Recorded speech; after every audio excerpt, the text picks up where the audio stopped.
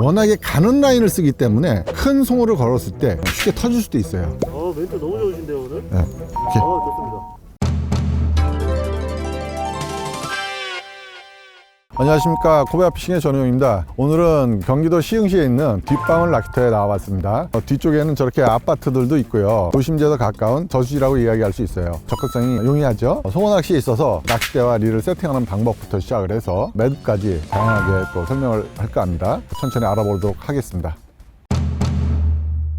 처음 루어 낚시를 접하시는 분들, 그런 분들을 위해서 로드와 릴을 세팅하는 법부터 시작을 해보겠습니다. 자, 지금 코베아 실버라이닝 재즈가 준비가 되어 있네요. 대부분의 그 낚싯대는 이렇게 두 개로 나눠 있습니다. 1번 대, 2번 대라고도 이야기를 합니다. 얘를 중간에 껴야 되겠죠. 이거 낄 때는 밑에 라인이 통과되는 부분을 가이드라고 이야기하는데, 스타트 가이드와 두 번째 가이드가 같은 선상에서 일직선이 되게끔만 해주시면 될 것 같습니다. 그리고 가볍게 꾹 눌러주시면 빠지지 않습니다. 이제 릴을 껴야 되겠죠. 릴은 보통 1000번, 2000번을 사용을 하는데요. 지금 제가 사용하고 있는 건 1000번입니다. 이 앞쪽을 이제 후드 부분이라는데 나사식으로 되어 있습니다. 이거를 돌려서 이렇게 열어줍니다. 스피닝 릴을 장착을 해 주시고 다시 잠궈 주시면 되겠죠. 자, 천천히. 근데 이제 가볍게 잠그는 것이 아니라 어느 정도 꾹 들어갈 수 있을 정도로 잠가 주시면 됩니다. 근데 어느 정도 풀리지 않을 정도로 지그시만 잠가 주시면 될 것 같습니다. 이제 다음은 라인을 껴야 되는데, 스타트 가이드부터 시작을 하시면 될 것 같습니다. 여기 보시면 릴에 스풀을 제껴 주시고 라인을 꺼내서 맨 앞에서부터 차근차근 끼워 나가시면 될 것 같습니다. 아마 카메라에 그 라인이 보여주진 않을 거예요. 이렇게 하나하나 잘 껴 주셔야 돼요. 보통 이제 앞으로 갈수록 가이드라는 거는 작아지게 되어 있어요. 그렇기 때문에 잘 껴졌는지 꼭 확인을 하셔야 됩니다. 자, 다 됐으면 스풀을 원위치로 해주시고요. 드랙 조절을 하셔야 돼요. 송어는 워낙에 가는 라인을 쓰기 때문에 큰 송어를 걸었을 때 쉽게 터질 수도 있어요. 그렇기 때문에 쉽게 터지지 말라고 이렇게 풀릴 수 있게끔 드랙 조절을 해야 됩니다. 릴 맨 앞쪽에 보면 좌우로 움직이는 나사 같은 게 하나 있는데, 이거를 풀거나 조여가면서 조절을 하시면 돼요. 드랙은 어느 정도의 힘으로 조절을 해야 되는가, 자, 한번 해보겠습니다. 드랙 조절은 좀 잠그신 상태에서 낚싯대 하단 부분까지 당겨 보신 다음에 안 풀어지면 조금 풀어봅니다. 좀 더 풀어야 될 것 같아요. 다시 한번 당겨 보겠습니다. 자, 풀어지죠? 요 정도. 스타트 가이드에서 당겨서 밑으로 왔을 때 드랙이 서줄 수 있으면 딱 좋은 드랙의 힘이라고 보시면 될 것 같습니다. 낚싯대와 릴의 조립이 끝났다면 이제 루어를 묶어야 되지 않습니까? 그 라인 원줄 자체가 가늘기 때문에 앞쪽에 리더 라인, 목줄을 달아주는 것이 좋아요. 여기 보시는 형광색 줄이 원줄이라고 보시고요, 흰색 줄이 목줄이라고 보시면 됩니다. 원줄과 목줄을 겹쳐서 원을 그려주시고요, 크로스가 된 상태에서 두 번째 손가락을 집어넣고 하나, 둘, 셋 돌린 상태에서 짜투리 원줄과 목줄을 잡아서 빼줍니다. 구멍 속으로 빼주고 양쪽을 잡아서 천천히 매듭을 지어주면 되겠죠. 자, 이제 나머지 끊어야 될 라인들은 바짝 끊어주시면 되는데, 여유줄이 조금 남을 정도로만 끊어주십시오. 자, 양쪽에 남아있는 라인들을, 끝에 라인들을 제거해 주시고 다시 한번 가볍게 당겨 주시면 되는 거죠. 매듭이 잘 된 상태에서는 터지지 않기 때문에 확인차 한번 당겨 주시는 것이 좋습니다.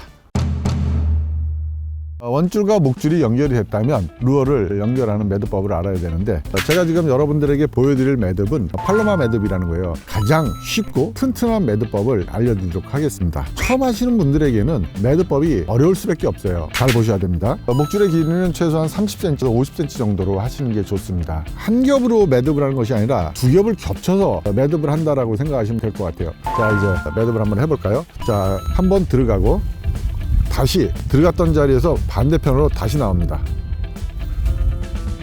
좀 이건 길게, 라인을 길게 잡아 주시는 것이 아무래도 매듭을 하는데 효과적이겠죠. 들어갔다 나오니까 두 겹이 됐죠.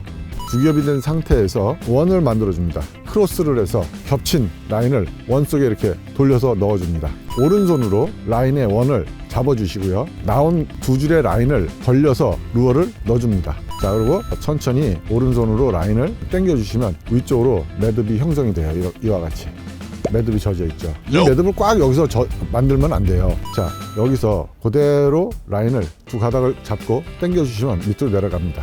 내려가면서 이와 같이 매듭이 형성이 될 수 있죠. 이게 팔로마 매듭. 두 가닥을 사용하기 때문에 한 가닥보다는 강한 라인이 될 수 있다. 이 매듭법 쉽지 않나요? 팔로마 매듭법이 일반적인 매듭법이라면 다운샷 또한 팔로마 매듭법에서 연장된 매듭법이라고 보시면 될 것 같은데요.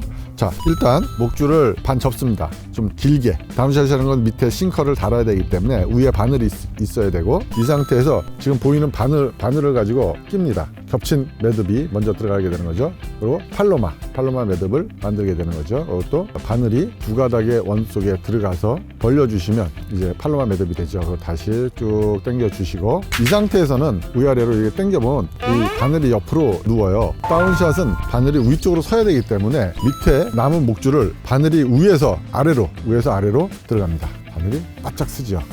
자, 보이시죠? 쓴 게. 그리고 그 밑에다가 다운샷 싱커를 묶으면 되는데, 다운샷 싱커 또한 팔로마 매듭법을 이용해서 묶어주시면 될 것 같아요. 똑같이 팔로마를 묶어보겠습니다. 자, 묶어주시고 끝에 남은 라인은 제거해 주시면 될 것 같아요. 자, 그러면 바늘 매듭법과 싱커 매듭법까지 팔로마로 만들어졌습니다.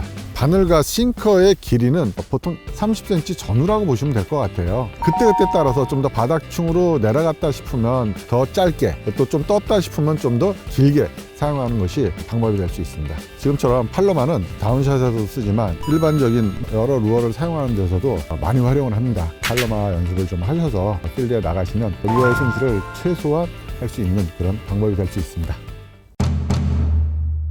자, 이번 시간에는 낚싯대 릴 조립하는 것과 원줄과 목줄을 묶는 방법, 루어를 묶는 방법에 대해서 알아봤습니다. 전반적으로 이제 가장 중요한 건 매듭법이라고 보시면 될 것 같습니다. 이 팔로마 잊지 마시고요. 다음 시간에는 캐스팅에 대해서 좀 알아보도록 하겠습니다. 다음 시간에 또 뵙겠습니다. 루어를 던지기 위해서는 잡는 파지법부터 중요합니다. 뒤로 많이 젖혀서 던지는 것이 아니라 가볍게, 자 던질 때 팔과 낚싯대 힘을 빼셔야 돼요. 이 학생 진짜 안 되겠네. 자, 다시 한번.